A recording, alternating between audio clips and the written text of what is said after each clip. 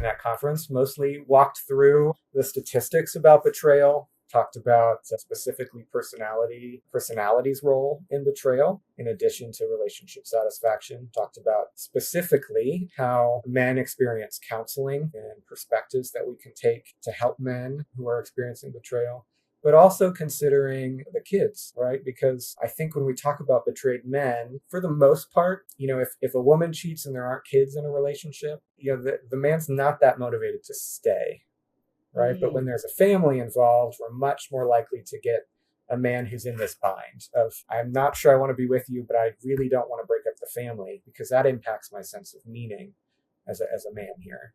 And so that's where focusing on betrayed fathers is really important, because those are more likely to be the people that we end up working with.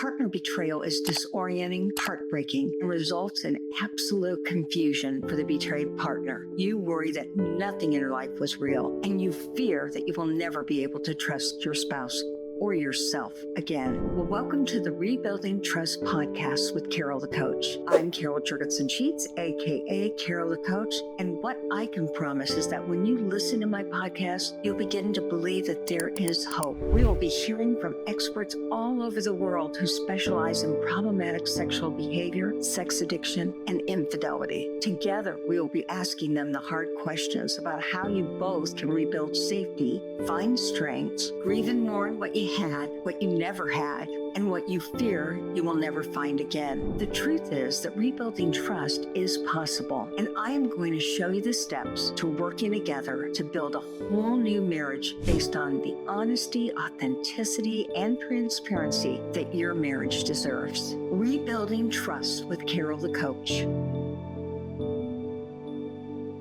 Well, welcome everybody to Rebuilding Trust, the podcast that helps couples to figure out what can increase the trust level within the relationship.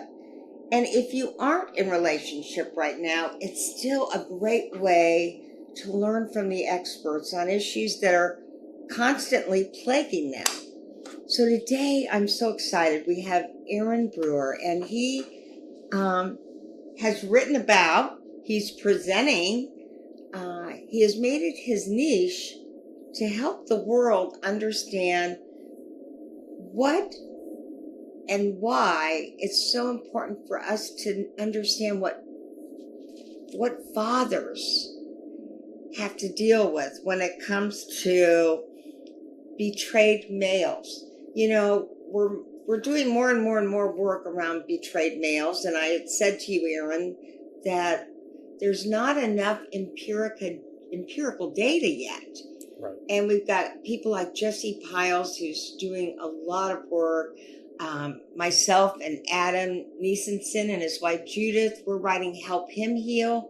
We're looking for empirical data, but you really are making it your own, and you're even tightening it up to talk about, what do male betrayed partners feel like who are fathers, and what implications does this have for the children? Does it have for you personally? So welcome to the show. I'm so excited that you are enlarging our knowledge about male betrayed partners who are fathers. Yeah, thanks so much for having me, Carol. Yeah. How did you get into this niche? Yeah, it's a good question.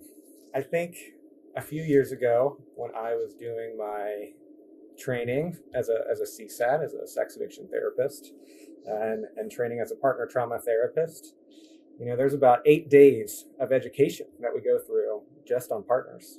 And when I went through the training, I think I remember about 3 slides out of 8 days that had anything to do with men. And I couldn't help but think, man, like, this is a whole population of people that, all of these therapists are not as prepared to deal with. Right, we're missing it. Absolutely, right? And how that impacts those men when they get into therapy, because we have so many well-meaning therapists doing the best job they can, but when there's no research to back up our work, there might be a lot of fumbles, and it can maybe look kind of ugly sometimes, unfortunately. All right, so you noticed in the training, possibly 3 slides on it, and you've made it your mission to create a PowerPoint presentation and begin to speak on this topic so that we don't miss an opportunity to do good work with men who are fathers and who have been betrayed, right? Absolutely, yeah.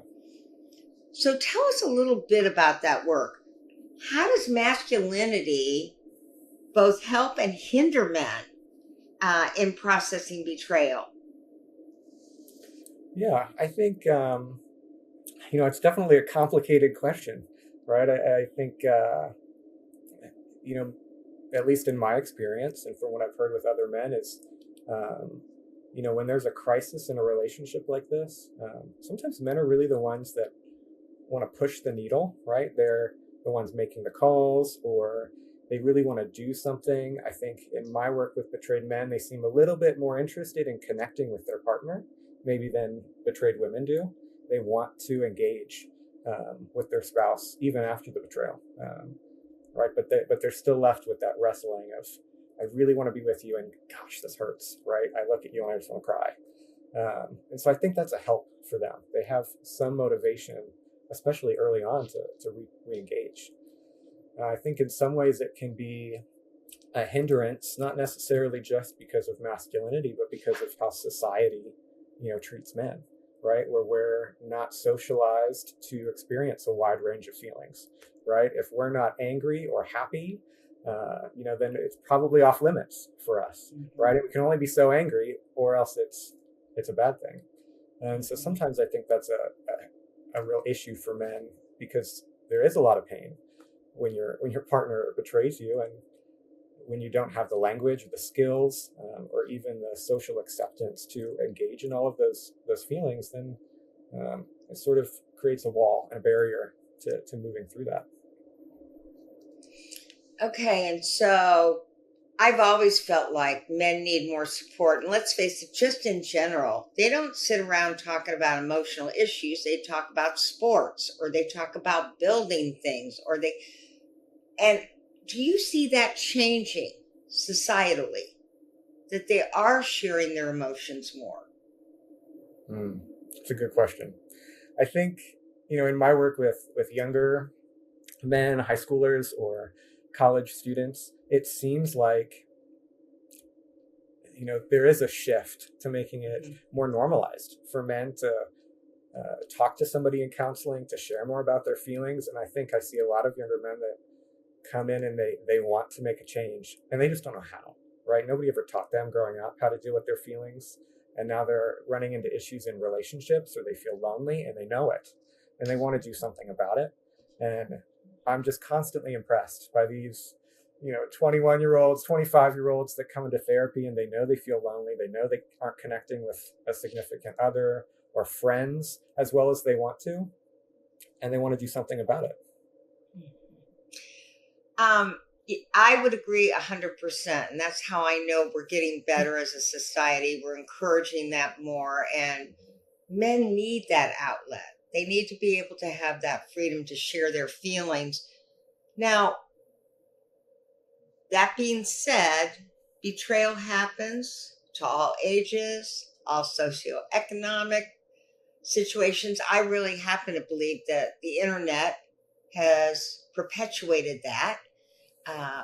Women, when they aren't getting their needs met, somehow rationalize that it's okay to go outside of the marriage and find at least emotional infidelity, which then turns into oftentimes physical.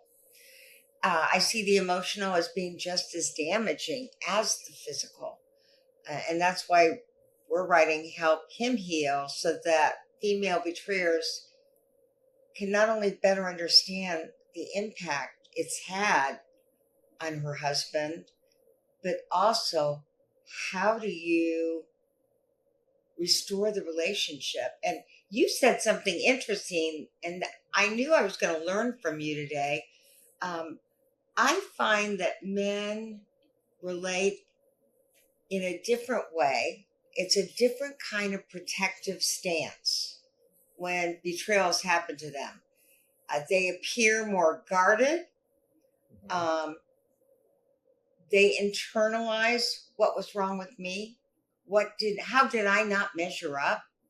And although women do that too, for men, it seems like it really takes away from their sense of masculinity and their identity. Um, Now, let me ask you, that being said, am I wrong? Because I wonder what kind of mistakes we as therapists make in treating male betrayed partners. Yeah. Well, I want to go back to something you said earlier about women. When their needs aren't met, they might go outside of the relationship and they're justifying that. Mm-hmm. Um, I think it's important as a clinician. We hear that, and it's easy to be really empathetic for that person, right? We can understand there's pain driving that behavior, right? But we also want to ask, who is this woman seeking, right? Because that's also going to give us some important information. Because I think, more often than not, these women are looking for emotional or sexual connection. And when you hear about the person they're actually engaging with, they're not really available, right? These are not men that are actually meeting those needs. And so then we need to think about what is happening inside of her, right? And we need to think about personality organization. Because in reality, the research is showing that relationship dissatisfaction is generally not sufficient enough to lead to infidelity, right? There needs to be a personality characteristic, right, that is involved in that, in addition sometimes to relationship dissatisfaction, to really create infidelity.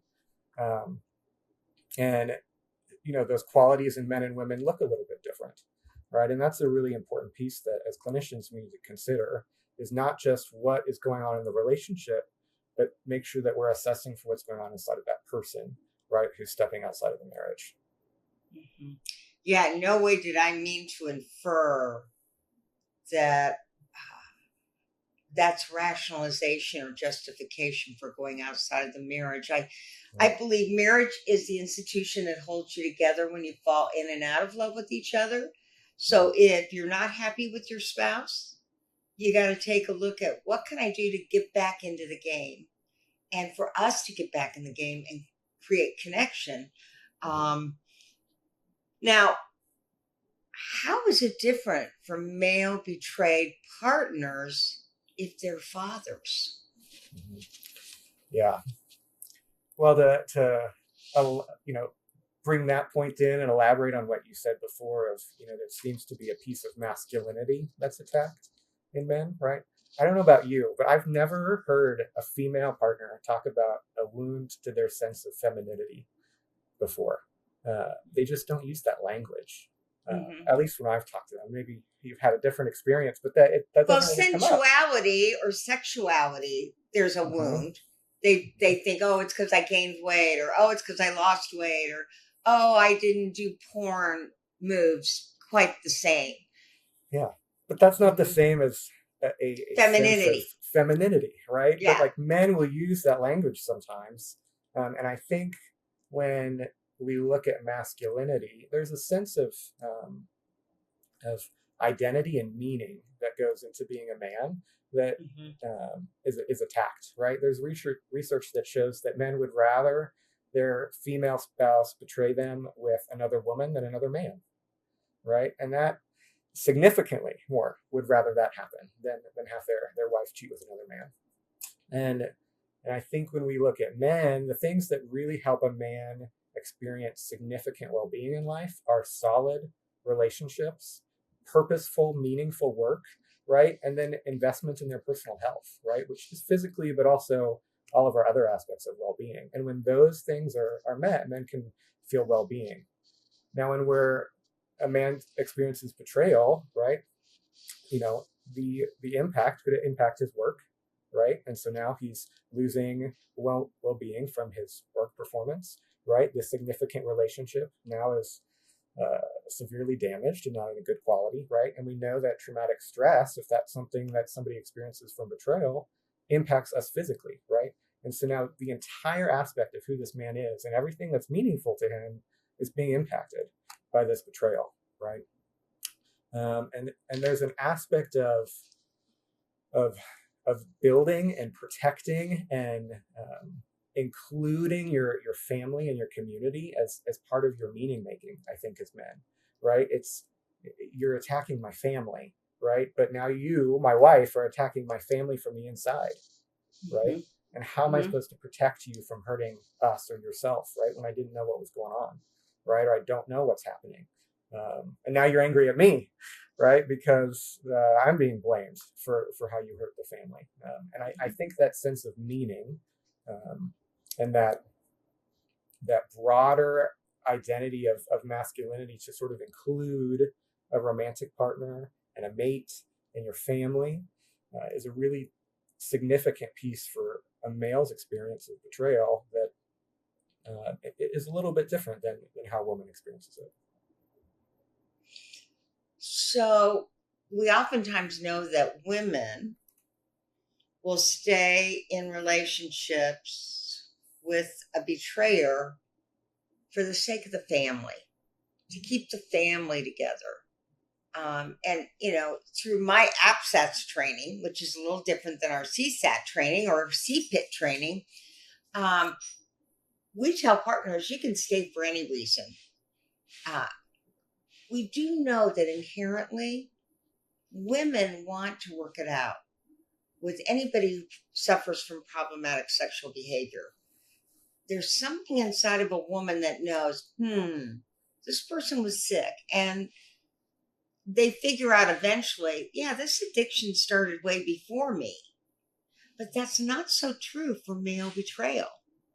I mean, you can be going along just fine, have the stress of a family or a loss of a job or whatever, and it can make a woman choose to get those emotional needs met somewhere else.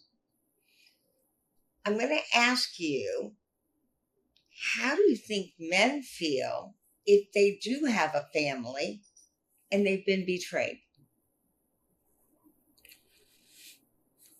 I think it's a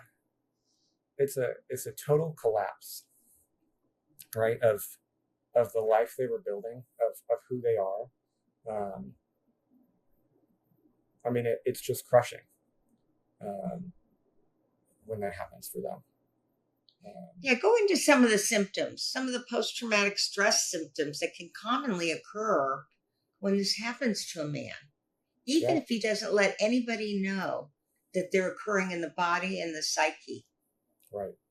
I think, one man I've worked with who's been deployed and experienced, war zones, has said he's never felt more anxious than at home after his wife cheated, even compared to being in war.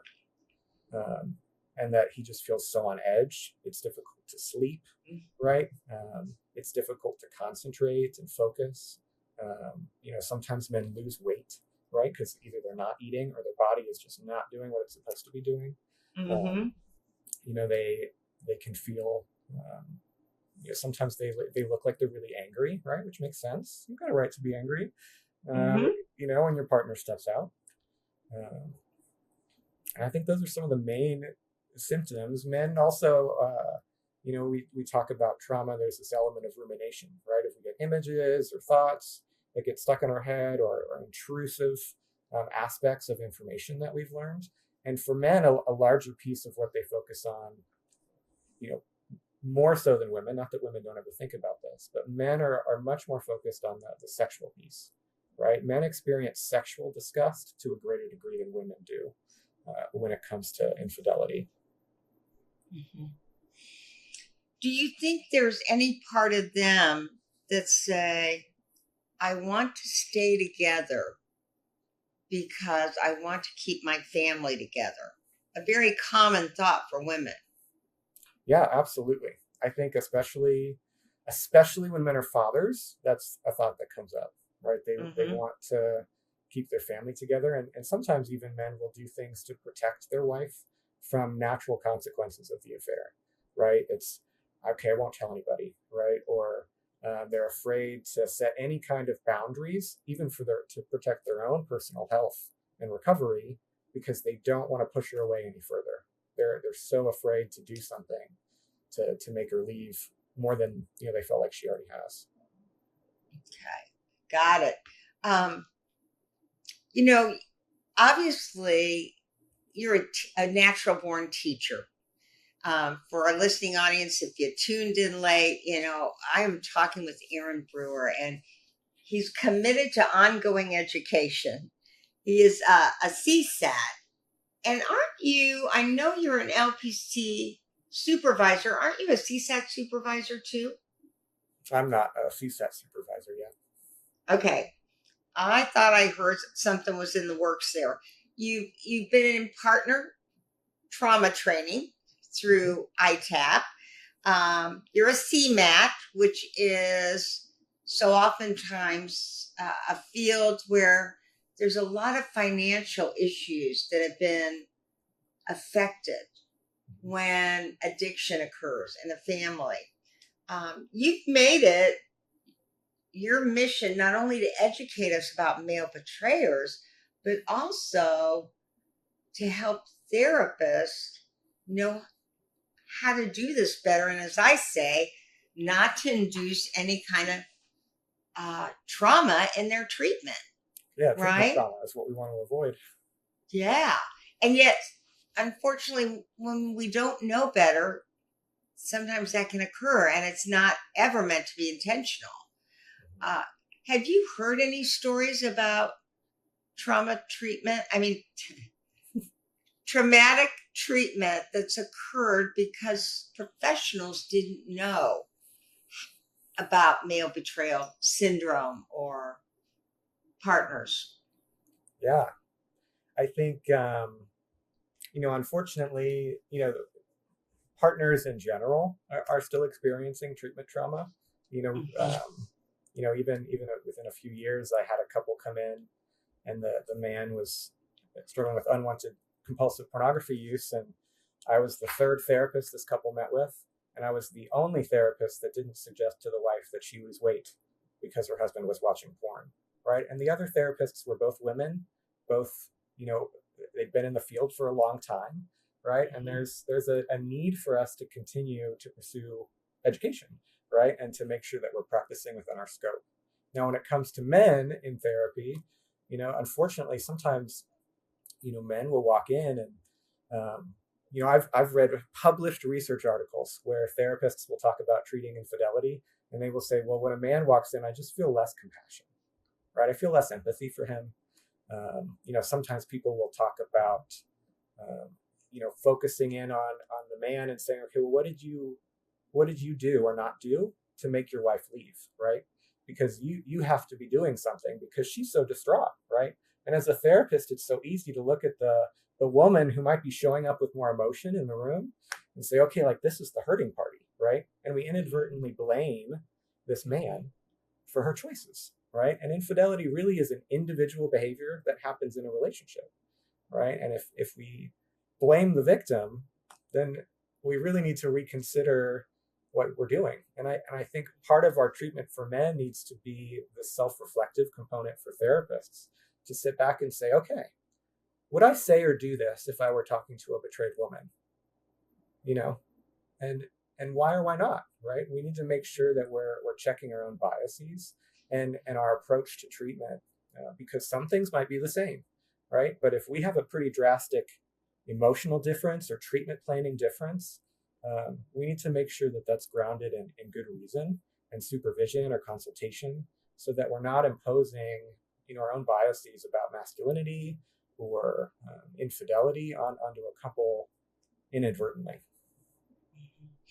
Well, let's face it, this is a fairly new field, truly. I mean, addiction's been around forever, but it hasn't been studied as long as we would have liked it to. And you just mentioned that there's very little empirical data.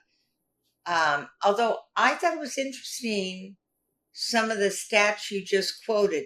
Can you give us like 5 statistical facts that have come from the research you've done? Yeah, and you're right, Carol. Unfortunately, I can't find one study that specifically focuses on men in betrayal. The only studies that do exist will talk about sexual jealousy, but they're not really looking at any of the betrayal concepts that have come up in recent years.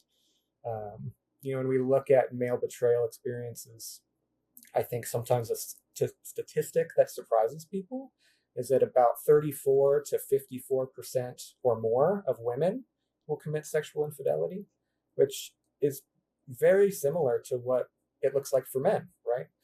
There's not a huge difference between infidelity and either gender. And that's a statistic that's really important to remember, is that, this is happening a lot more than maybe sometimes people think it is. Mm-hmm. When we look at, counseling men in general, one of the things that is most important to men about therapy is the way that their therapist approaches the idea of masculinity. Men seem to care less about the gender of their therapist. It seems that women probably care more about meeting with a female therapist most of the time.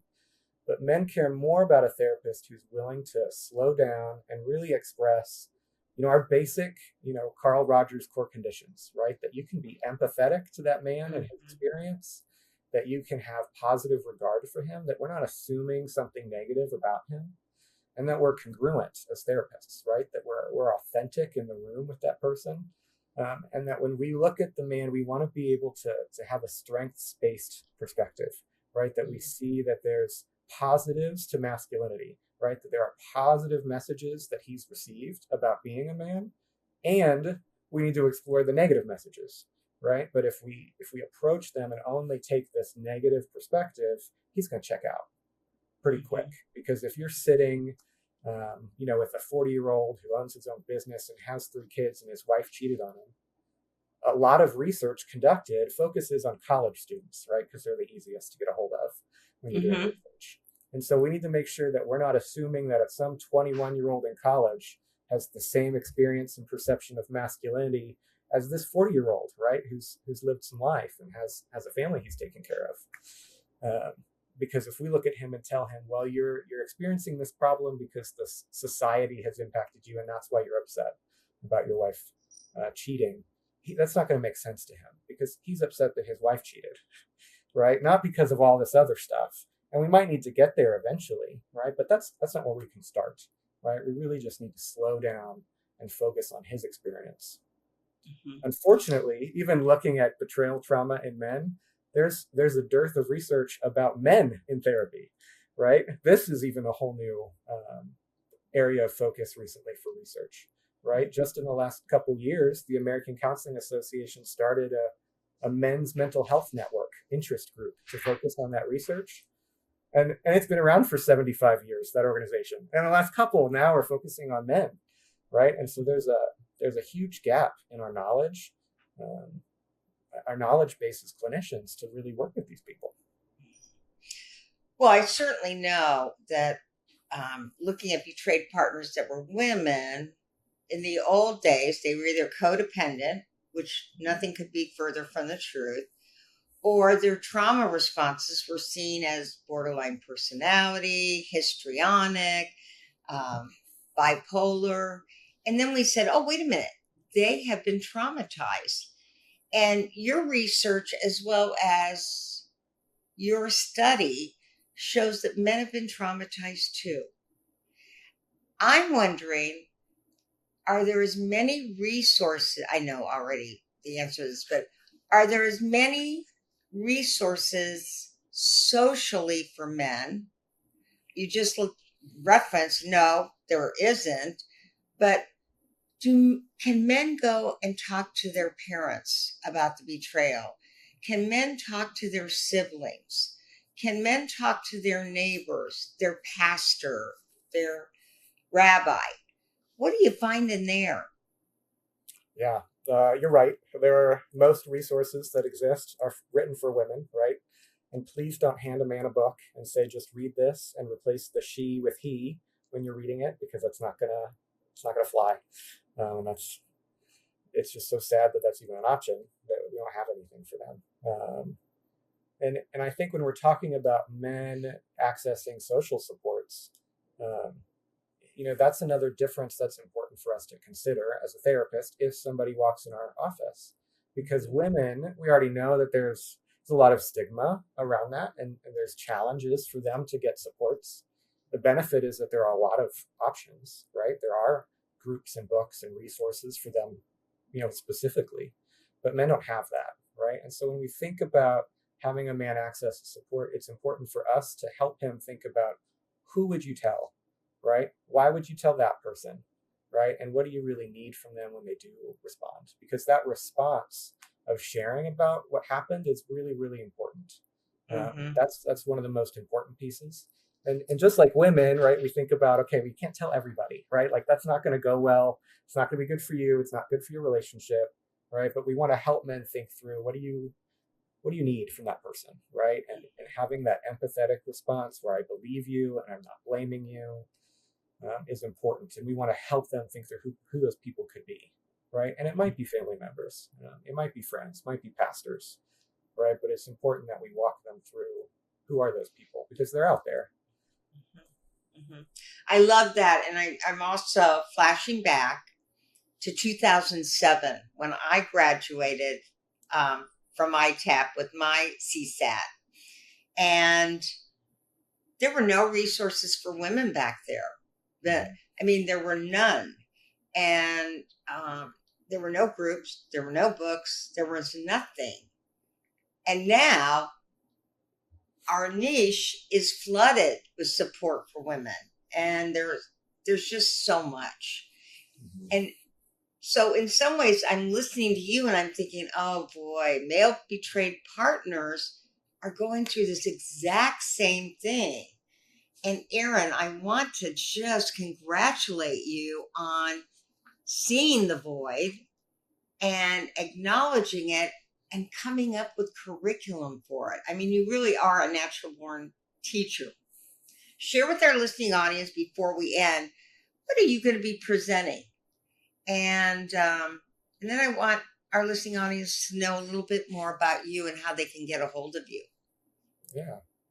Well, I actually just finished presenting this past weekend at the National ACA Conference, which was just a blast. And in that conference, mostly walked through the statistics about betrayal, talked about specifically personality's role in betrayal, in addition to relationship satisfaction. Talked about specifically how men experience counseling and perspectives that we can take to help men who are experiencing betrayal, but also considering the kids, right? Because I think when we talk about betrayed men, for the most part, if a woman cheats and there aren't kids in a relationship, the man's not that motivated to stay, right? Mm-hmm. But when there's a family involved, we're much more likely to get a man who's in this bind of, I'm not sure I want to be with you, but I really don't want to break up the family, because that impacts my sense of meaning as a man here. And so that's where focusing on betrayed fathers is really important, because those are more likely to be the people that we end up working with. Well, congratulations on getting to speak. Tell everybody what ACA stands for. Yeah, it's the American Counseling Association. Yeah, it's a big one. And how can people get a hold of you? Yeah, you can find my information on my practice's website. I work for Intact Counseling, Intact. And so intactcounseling.com, you can find our team and you can find my email address. That's probably the easiest way to get a hold of me. Okay. So again, he's saying Intact, INTACT, counseling.com, right? Yep. Yeah, I look forward to attending some of your presentations. I look forward to helping male betrayed partners. That's what Help Him Heal is all about. We're in a grassroots situation here, and talk about being pioneers. We're really going to be helping professionals do it better, and then create some resources so that it really does help our clients, their spouses, and the family. Thank you so much, Aaron. Yeah, thank you for having me, Carol. Thank you for all your work over the years, right? I regularly use your resources, and I'm so glad that you're stepping into, a book that'll help men and their relationships heal as well. Yeah. Well, I definitely will be contacting you because I want more help than is even out there. So thank you so much, and we'll talk soon. That was an incredible resource and an incredible podcast on male betrayed partners. Thanks for listening, and we'll see you next week for more Rebuilding Trust.